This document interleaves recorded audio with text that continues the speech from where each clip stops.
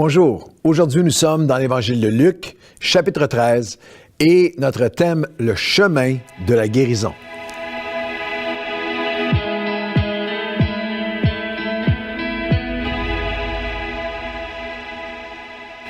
Bonjour à tous et bienvenue à votre café matinal. C'est vraiment une joie de vous retrouver. Puis aujourd'hui, dans Luc chapitre 13, nous regardons à ce que j'appelle le chemin de la guérison. Quelques principes pour aller nous emparer de la guérison que Jésus a pour nous. Guérison dans toutes les sphères de nos vies.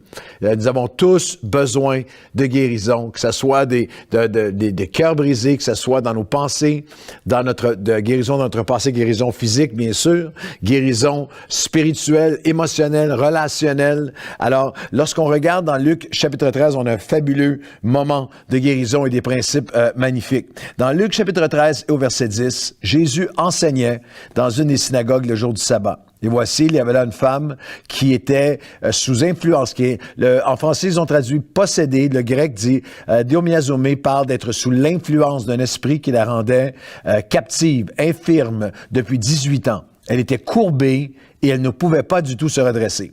Lorsqu'il la vit, Jésus lui adressa la parole et dit, « Femme, tu es délivrée de ton infirmité. » Il lui imposa les mains et à l'instant, elle se redressa et elle glorifia Dieu. Dans ce texte, on va lire quelques passages avant et après.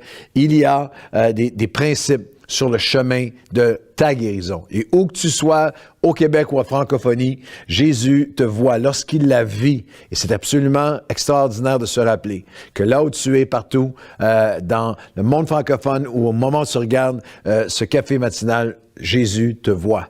Il sait tout de toi, il sait mieux que toi-même ce qui a besoin d'être guéri en toi et ce qui nous fait souffrir. Alors, le premier principe pour que on retrouve le chemin de la guérison, il faut décider et être déterminé à vivre tellement plus que le rituel religieux. J'ai été percuté par le fait que cette femme était dans la synagogue le jour du sabbat. Elle est là sous l'enseignement de Jésus, l'enseignement parfait, l'enseignement tout-puissant, l'enseignement d'onction. Cette femme était sous l'enseignement extraordinaire, puissant et parfait de Jésus. Elle était fidèle au temple et au sabbat, et peut-être même l'était-elle depuis 18 ans. Elle était dans l'Église, mais elle était courbée, elle était captive et avait besoin de guérison, de se redresser.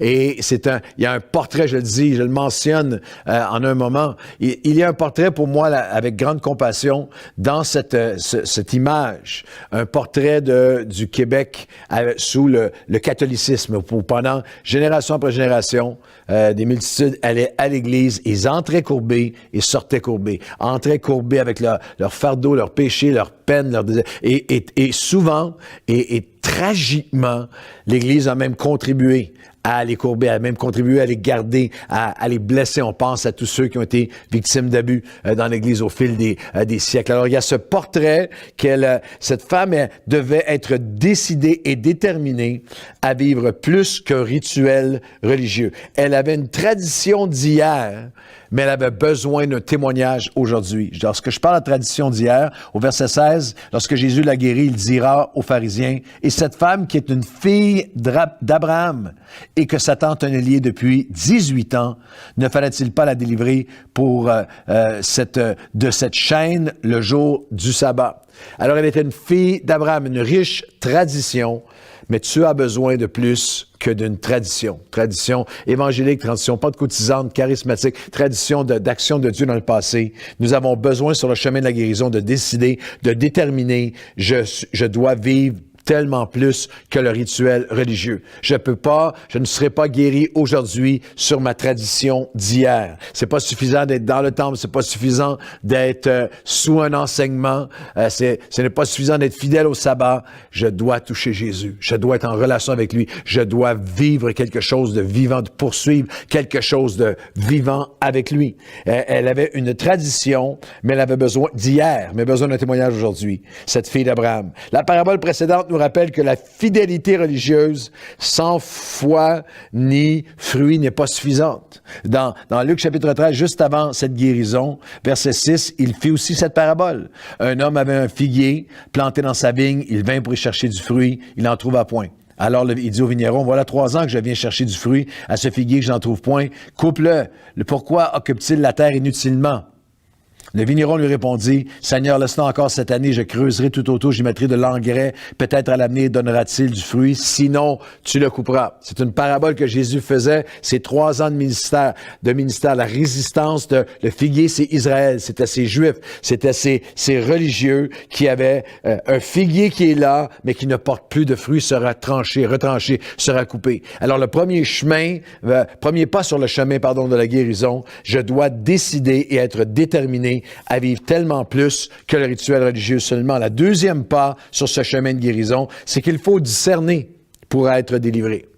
Il faut discerner spirituellement pour être délivré surnaturellement. Au verset 11, nous avons vu ensemble que cette femme était sous l'influence d'un esprit qui la rendait paralysée depuis 18 ans. Elle était courbée, ne pouvait pas se redresser. Et lorsque Jésus la vit, il adressa la parole et dit, « Femme, tu es délivrée de ton infirmité. » Jésus le répète une autre fois, elle qui était liée par les ténèbres, par Satan lui-même. Alors, il y a un enseignement important ici. Elle était sous influence démoniaque. Ce n'est pas toutes les maladies qui sont de source démoniaque, mais dans ce cas-ci, oui. Elle avait besoin, Jésus a exercé un discernement spirituel. C'est un des dons du Saint-Esprit. Don de guérison, oui, de miracle, oui, don de foi, don de parole de connaissance, parole de sagesse, mais il y a aussi le don de discernement. Et nous avons besoin encore aujourd'hui, parce que le Seigneur est le même hier, aujourd'hui, éternellement. Nos besoins sont les mêmes, le monde spirituel est le même, et le satanique existe encore aujourd'hui, et est le même et en action aujourd'hui. Il faut discerner ce qui est de la chair, qui doit être crucifié, et ce qui est de l'ennemi, du satanique, qui doit être confronté par l'autorité du nom de Jésus. Par la prière, par l'autorité du nom de Jésus. Dans Galates, chapitre 5, il nous parle de marcher selon la chair, afin de ne pas marcher selon l'esprit, pour ne pas accomplir les désirs de la chair. Car la chair a des désirs contraires à ceux de l'esprit. Ils sont opposés entre eux. Si vous êtes conduit par l'Esprit, vous allez discerner que les œuvres de la chair sont manifestes. Puis il y a toute une liste d'œuvres de la chair on ne peut pas chasser les œuvres de la chair. Mais les œuvres de la chair doivent être crucifiées. Verset 24 de Galates 5. Ceux qui sont à Jésus-Christ ont crucifié la chair avec ses passions et ses désirs. Si nous vivons par l'Esprit, marchons aussi selon l'Esprit. C'est le fruit de l'esprit de paix, d'amour, de patience, de douceur, de tempérance est cultivé. La chair est crucifiée. Nous ne pouvons pas chasser la chair, nous devons la crucifier. Et il y a aussi, à l'autre bout du spectrum spirituel, nous ne pouvons, attention à ne pas chercher à crucifier le démoniaque et à chasser la chair. Non, nous devons crucifier la chair, c'est notre ancienne nature, pour être rempli du fruit de l'esprit. C'est une œuvre continuelle, de jour en jour, dans notre communion avec Dieu, qui amène guérison. Mais nous devons aussi confronter les ténèbres. Au reste, Éphésiens 6, verset 10, « Fortifiez-vous dans le Seigneur par sa force toute puissante, car nous n'avons pas à lutter contre la chair et le sang, mais les dominations, autorités, princes du monde de ténèbres dans les lieux célestes. » 2 Corinthiens 10, 3 à 5, « Nous vivons dans ce monde, si nous marchons selon la chair, nous ne combattons pas selon la chair, car les armes avec lesquelles nous combattons ne sont pas humaines, terrestres, mais elles ne sont pas charnelles, elles sont puissantes par la vertu de Dieu pour renverser des forteresses. » Alors, le premier pas sur le chemin de la guérison, il faut décider et être déterminé à vivre tellement plus que le religieux. Le deuxième, c'est qu'il faut discerner et crucifier à chaque jour ce qui doit être crucifié avec l'aide de Dieu, par l'Esprit de Dieu. La chair marchant selon l'Esprit, mais il faut prendre autorité au nom de Jésus sur ce qui est et discerner sur ce qui est de source satanique, démoniaque, des ténèbres, avec l'autorité du nom de Jésus pour marcher dans la guérison. Le troisième pas sur le chemin de la guérison, c'est qu'il faut se détacher et même se distancer du légalisme qui est dans la critique, dans l'amertume, qui tue l'œuvre de Jésus. Il y a cette guérison fabuleuse qui prend place. Il lui imposa les mains à l'instant. Elle se redressa et glorifia Dieu. Il y a une réaction hallucinante du chef religieux de la synagogue au verset 14 de Luc 13. Mais le chef de la synagogue, indigné de ce que Jésus avait opéré cette guérison un jour de sabbat, dit à la foule, il y a 6 jours pour travailler. Venez donc vous faire guérir ces jours-là et non pas le jour du sabbat. Quelle hypocrisie, quel endurcissement, quel légalisme. Et encore aujourd'hui, l'attitude d'accusation, l'attitude de légalisme, l'attitude d'attaquer, d'être dans l'amertume, de critiquer, tue l'œuvre de Dieu. Il y a encore aujourd'hui